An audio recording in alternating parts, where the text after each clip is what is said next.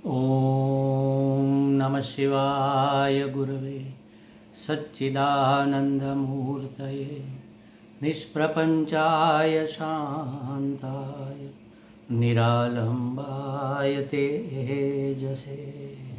हरिओम प्रभु जी, आज के इस अध्यात्म परिषद में आप सबका स्वागत है।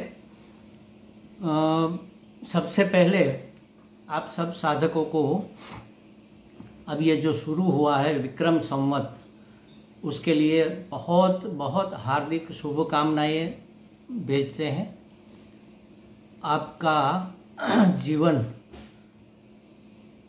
सुदीर्घ हो, निरामय हो और प्रसन्न हो, ऐसी परमात्मा से प्रार्थना करते हैं।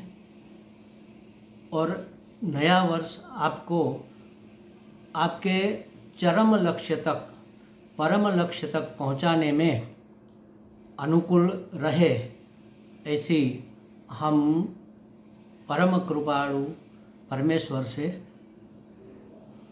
हृदयपूर्वक प्रार्थना करते हैं।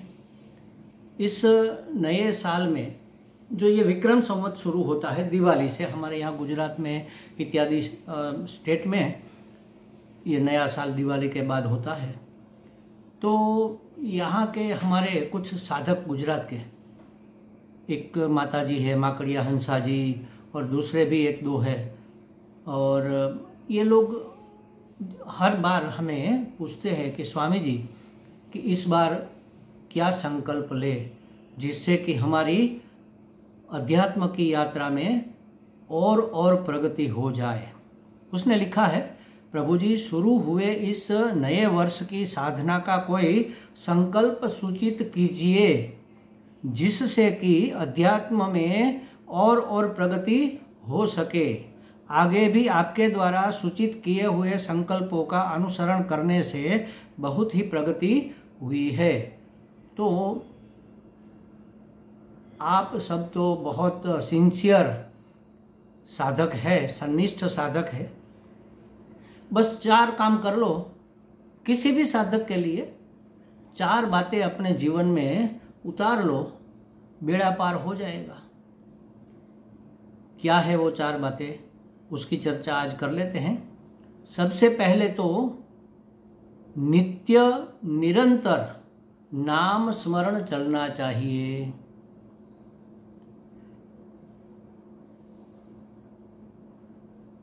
कलौ युगे केशव स्मरणम, ऐसा कहा गया है। नाम एक आधारा। इस कलयुग में और कोई साधना हमसे ठीक तरह से हो पाए चाहे न हो पाए, आज कौन तपस्या कर सकता है, आज कौन नैष्ठिक ब्रह्मचारी रह सकता है, आज कौन मूल्यों का 100% पालन कर सकता है। अहिंसा, सत्य, अस्तेय, ये सब बड़ा ही कठिन, इस जमाने के लिए, हमारे लिए ये बड़ा ही कठिन कार्य है। पूर्व के संस्कार, उसके बीज पड़े हुए हैं, कभी न कभी वो पनप जाते हैं और हम च्युत हो जाते हैं। तो क्या करें, और कोई साधना तो हमसे हो नहीं सकती। तो कलयुग में धर्म के जो 4 पांव थे उसमें एकमात्र दान रहा हुआ है। जितना हो सके, अपने से दिया जा सके उतना देते रहो। वो चाहे धन हो, चाहे सहायता हो, चाहे सहानुभूति हो। आप सहानुभूति तो कम से कम दे ही सकते हैं। साथ में कंटिन्यू नाम स्मरण चलना चाहिए अपने इष्ट का। अगर किसी गुरु से गुरु मंत्र लिया है तो वो गुरु मंत्र का स्मरण भी आप कंटिन्यू कर सकते हो। लेकिन टॉयलेट में, बाथरूम में, अशुद्ध अवस्था में मंत्र का स्मरण नहीं किया जाता, मंत्र का जाप नहीं किया जाता। वहाँ पर अपने इष्ट देव का, जैसे समझो कि हमारे इष्ट देव राम है और राम के विषय में हमें गुरु मंत्र मिला है, तो गुरु मंत्र तो हर जगह हम शायद न कर सके, लेकिन राम राम राम राम राम राम राम राम राम राम राम राम राम राम राम राम राम राम ये तो कर ही सकते हैं। कृष्ण कृष्ण कृष्ण कृष्ण कृष्ण कृष्ण, हे कृष्ण, हे माधव, हे गोविंद, हे कृष्ण, हे माधव, हे गोविंद, ये तो कर ही सकते हैं। तो सतत जागते, बैठते, सोते, उठते, खाते, खेलते मन में एक नाम रमता रहे। अपने रोए रोए से, शरीर के एक एक कण से नाम निकलने लग जाए। ये सबसे श्रेष्ठ साधना है आज के युग में। और दूसरा क्या करना है? दूसरा करना है सर्वम खलविदम ब्रह्म। नाम स्मरण अपने अंदर चलता है और बाहर जहां दृष्टि जाती है, जहां हमारी 5 में से कोई भी इंद्रिया विषय के पीछे जब दौड़ती है, कुछ देखा, कुछ सुना, कुछ गंध ली, कुछ चखा, कुछ किसी का स्पर्श हुआ, जहां भी हमारा मन जाए, वासुदेव सर्वमिति, सब जगह परमात्मा है, परमात्मा ही परमात्मा, वासुदेव सब में बसा हुआ है। सर्वम खलु इदम ब्रह्म, ये जो सर्व दिख रहा है ना, ये जो सर्व अनुभव में आ रहा है जगत, वह वास्तव में ब्रह्म है, परमात्मा है। यह समझ दृढ़ कर लो, जहां भी नजर जाए हरि तुझ हाजरी, बस ऐसी एक आदत डाल देनी चाहिए। यह दूसरी बात हुई। तीसरा, प्रशांत आनंद में अवस्थित रहो। हमारी हर एक साधना का अंतिम ध्येय तो आनंद की अवाप्ति है, आनंद की प्राप्ति है। कैसा आनंद? अनंत आनंद, प्रशांत आनंद, निरायास आनंद और त्रिकाल बाधित, हर जगह, हर समय, हर परिस्थिति में हमारा आनंद अखंड रहे। ऐसा कोई विचार, ऐसा कोई भाव, ऐसी कोई वाणी, ऐसा कोई शब्द, ऐसी कोई क्रिया हमसे न हो, ऐसा कोई व्यवहार हमसे न हो जाए जिससे कि हमारा आनंद विक्षिप्त हो जाए। हमसे तो न हो जाए, लेकिन सामने भी अगर कोई भी घटना घट जाए, हमें स्पर्श नहीं करनी चाहिए। हम तो आनंद मूर्ति है, भगवान का आनंद मूर्ति, परमात्मा का ही एक, परमात्मा की ही एक अभिव्यक्ति है। तो हमारा आनंद अखंड रहे, ऐसा प्रयत्न करो। ये तीसरी बात हुई। और चौथी बात, सेल्फ इंक्वायरी। सेल्फ इंक्वायरी माने अपनी इंक्वायरी करते रहो, अपने आप से बातें करते रहो। हमारे जीवन में कोई कोई प्रसंग, कई बार ऐसा होता है कि हमें आलस्य हो जाता है, हमें प्रमाद हो जाता है। प्रमाद माने जो करना है वो न करे और नहीं करना है वो कर बैठते हैं। हमारे अंदर कभी कभी विवेक सो जाता है और आवेग उद्भूत हो जाता है। हमसे आवेगात्मक प्रतिक्रिया हो जाती है कभी कभी। जब भी हो जाए, हो जाने दो, ठीक है, हो गई, उसमें हमारा बस नहीं है। कोई गलत विचार आ गया, उसमें हमारा बस नहीं है। लेकिन फिर तुरंत ही अपने आप से पूछो, अरे स्वामी जी, ये क्या सोच रहे आप? एक सन्यासी को ऐसा सोचना, किसी की हिंसा, किसी का नुकसान हो जाए, किसी को तकलीफ हो जाए, ऐसा भाव भी अपने मन में लाना, ये क्या शोभास्पद है? अरे अरे अरे, ये तो आपने गलत कर दिया। अब ऐसा नहीं होना चाहिए। यही तो हमारा जीवन ध्येय है। सर्वे भवन्तु सुखिनः, सब सुखी हो जाए, सब आनंदित हो जाए, सब प्रसन्न रहे। यही तो हमें करना है। आप गलती कर देते हो, ठीक है, चलो अब की बार देखेंगे। या आलस्य आ जाए तो थोड़ी देर ठीक है विश्राम कर लिया, फिर अपने आप से बोलो, अरे महाराज कितनी देर सोए रहना है? ठीक है, शरीर में श्रम है, लेकिन उसकी भी विश्राम करने की कोई लिमिट होती है ना।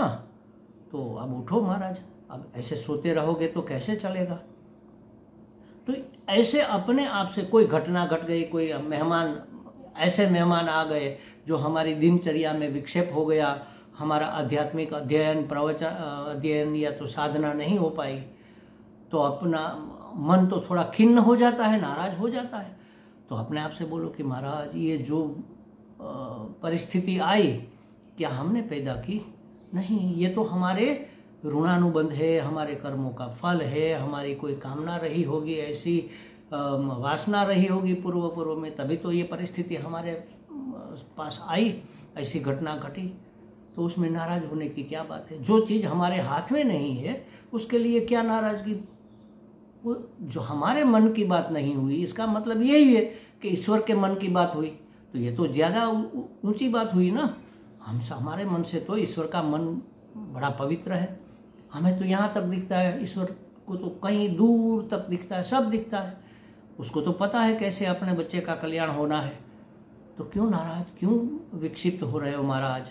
ऐसे अपने आप से बातचीत करो। बस ये 4 साधना अगर आप कर लो, नाम स्मरण, सर्वम खलविदम ब्रह्म दृष्टि, प्रशांत आनंद में अवस्थिति और सेल्फ इंक्वायरी, महाराज आपकी आध्यात्मिक उन्नति को कोई रोक नहीं सकता। अच्छा लेकिन महाराज जी ये सब बातें तो होती नहीं है, अब क्या करें, कोई आसान उपाय बताओ। तो 2 उपाय हम बार बार जो कहते हैं वही इस वस्तु में अलग तरीके से कहा गया है। देखो ये पहले की तीनों बातें 2 में समा जाती है। हमने कई बार कहा है हमारे गुरु जी का दिया हुआ ये मास्टर की है, इसका अप्लाई करो। जहाँ भी हमारी नज़र जाए, जहाँ भी हमारा श्रवण जाए, जो भी हमें अनुभव में आए, तब क्या हमें सोचना है, जो भी है, जहाँ भी है, जैसा भी है, योग्य है। क्यों योग्य है भाई? क्योंकि परमात्मा ही इस नाम रूप में अभिव्यक्त हो रहा है। जब परमात्मा स्वयं इस नाम रूप का आधार लेकर अभिव्यक्त हो रहा है, तब ये गलत कैसे हो सकता है, ये बेठीक कैसे हो सकता है? ठीक है, जो भी है, जहाँ भी है, जैसा भी है, ठीक है, क्योंकि परमात्मा ही तो है। शास्त्र में बताया भी गया है, सर्वम सदैव सौम्येदमग्र आसीत एकमेवाद्वितीयम, एक और एकमात्र सत परमात्मा, उसके सिवा तो कुछ है ही नहीं ना। तो ये गलत कैसे हो सकता है? और दूसरा, जो भी होता है, जहां भी होता है, जैसा भी होता है, ठीक होता है। क्यों? क्योंकि ऐसी ही परमात्मा की योजना है। हम जानते हैं ना, ईश्वर की इच्छा के बगैर तो पत्ता भी नहीं हिलता। तो उसकी अगर इच्छा नहीं होगी, उसकी योजना में ये चीजें नहीं होगी, तो कैसे हो पाएगी? मतलब कि ईश्वर की इच्छा के अनुसार हो रहा है, इसलिए जो भी हुआ, जो भी हो रहा है, जो भी होगा, जहाँ भी होगा और जैसा भी होगा, ठीक है, क्योंकि ईश्वर की योजना है। तो ये 2 चीजें हमें हमेशा स्मरण में रखनी है। अगर ये बातें स्मरण में रहेगी तो महाराज अपने अखंड आनंद में अवस्थिति को कोई विक्षिप्त कर नहीं पाएगा। तो ईश्वर का नाम स्मरण करने की जरूरत ही नहीं पड़ेगी। हर जगह जहां जहां मेरी नजर पड़े, हरि तुझ हाजिर, इस रूप में परमात्मा है। क्या घटना घटी, इस घटना के पीछे ईश्वर की योजना है। तो ईश्वर का स्मरण भी सतत रहेगा। सब जगह हमें ब्रह्म दिखेगा, ब्रह्म दृष्टि रहेगी, और हमारे आनंद में हमारे सभी समस्याओं का समाधान महाराज हो जाएगा। बस इतना भर कर लो, जो भी है, जहाँ भी है, जैसा भी है, योग्य है, क्योंकि हमारे हरि जी इस रूप में है। जो भी हो रहा है, जहाँ भी हो रहा है, जैसा भी हो रहा है, बिल्कुल ठीक है, क्योंकि यह हमारे परमेश्वर की योजना है, उसकी इच्छा है। उसकी इच्छा के बगैर कैसे हो सकता है? इसलिए सब योग्य है। तो अंदर बिल्कुल शांति हो जाएगी, प्रशांति हो जाएगी, आनंद में अवस्थिति हो जाएगी। हमारी सभी समस्याओं का समाधान बस इस 2 वाक्य में आ जाता है। ये सबसे ऊंची साधना है महाराज। इससे उत्कृष्ट साधना मेरी दृष्टि में तो कोई नहीं है। चलते फिरते, खाते, उठते, जागते, बैठते, सोते, खेलते, बस यही सोच दो, यही एक ही निर्णय, निश्चय हमारे मन में हो, जो भी है, जहाँ भी है, जैसा भी है, योग्य है। जो हो रहा है, जहाँ हो रहा है, जैसा भी हो रहा है, बिल्कुल ठीक हो रहा है। मेरे परमात्मा ये उसकी योजना है, मेरे हरि जी इस रूप में अभिव्यक्त हो रहा है। हम तो ईश्वर के लाडले बेटे हैं, तो हमारे साथ गलत कैसे होगा? हमें तो पक्षपात मिला है। भगवान ने हमारे ऊपर कितनी कृपा की है, हमारी योग्यता से लाख लाख गुना ज्यादा हमें दिया गया है। कौन देता है अधिकार से ज्यादा? किसको देते हैं? जो अपना लाडला होता है उसी को तो देते हैं। तो हम परमात्मा के लाडले हैं, तो हमारे साथ हमारे ही परमात्मा, हमारा ही प्रभु जी, हमारे ही प्रभु जी गलत कैसे होने देंगे? इसी में हमारा कल्याण है, इसी में जगत का कल्याण है, इसी में सबका सुख है। तो बस इतनी भर साधना इस नए साल में करते रहेंगे तो हमें लगता है परमात्मा हमारे हमेशा सन्मुख रहेगा, हमारा मन हमेशा आनंद में रहेगा, हमारी सभी समस्याओं का समाधान हो जाएगा।